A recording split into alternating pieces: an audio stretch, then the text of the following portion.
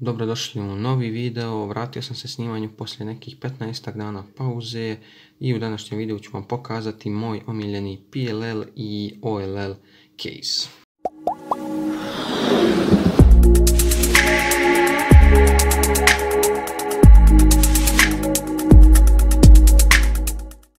Krećemo od OLL-a i to je sigurno ovaj P-shape, odnosno kada imamo ovo slovo P imamo ovaj blok sa lijeve strane. Ovo rješavamo u 6 poteza, odnosno malo F, R, U, R', U' i malo F' i to je to što se tiče ovog OLL-a.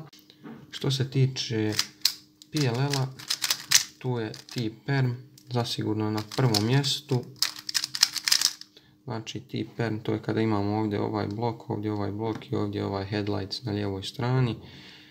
Vrlo lagano ga radimo. Znači, evo.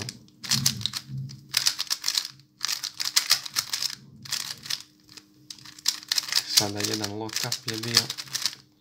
Znači mogu ga vrlo brzo uraditi. Naravno ima dosta cubera koji su puno brži od mene, ali za moj average od nekih 15-16 sekundi T-perm je sasvim dovoljan.